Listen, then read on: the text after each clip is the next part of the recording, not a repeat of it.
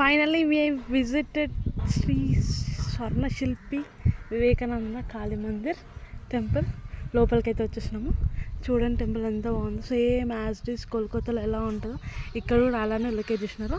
So ఈ temple build చేయడానికి, establish చేయడానికి చాలా టైం పట్టింది. ఒక 2-3 years ఇంకెక్కువనే పట్టింది నాకు తెలిసి. ఎందుకంటే ఇదంతా లొకేషన్ ఎంత బాగుంది చూడండి. టెంపుల్ కూడా మస్తు ఉంటుంది. సేమ్ మొత్తం మార్బులే. ఇట్లా లైక్ ఇక చూడండి మెట్లు కూడా, స్టెప్స్ కూడా మార్బులే.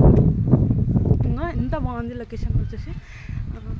చూడండి పక్కన చెరువు ఉంది, పక్కన ఇదిగో టెంపుల్ ఇక్కడ ఇది ఖాళీ ఏరియాస్ బాగుంటుంది అనమాట. వచ్చి మనం టెంపుల్ దేవుని దర్శనం చేసుకుని ఇక్కడ కూర్చోవచ్చు. సో ఇది మన మెయిన్ మా కాళీమాత ద్వారం టెంపుల్ వచ్చేసి ఇది. ఇక్కడనేమో ఏదో స్వామి ఉన్నది ఇక్కడ తెలీదు. ఇక్కడ చూడండి గ్రీనరీ లొకేషన్ ఇదంతా. సో ఎవ్రీ ఇయర్ దసరాకు వచ్చేసి నవరాత్రులు జరుగుతాయి కాబట్టి అప్పుడు పెద్ద ఫెస్టివల్ జరుపుతారు అనమాట ఇక్కడ. చూడండి ఆల్ ఇక్కడ ప్రీ వెడ్డింగ్ షూట్స్ అవుతాయి.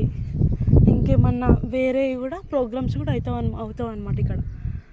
సో చాలామంది విజిట్ అవుతారు ఎక్కడి నుంచో, లైక్ హైదరాబాద్ నుంచి చాలామంది వస్తారు. మళ్ళీ ఇంకోటి మార్వాడీస్ మెయిన్ మాత కాబట్టి మార్వాడీస్ కూడా చాలా విజిట్ చేస్తారు అనమాట ఇక్కడ ఈ టెంపుల్ వరకు. చూడండి ఎంత బాగుంది టెంపుల్. చెక్కు చేరకుండా ఉంది టెంపుల్ అనమాట. So every Sunday we can visit this temple.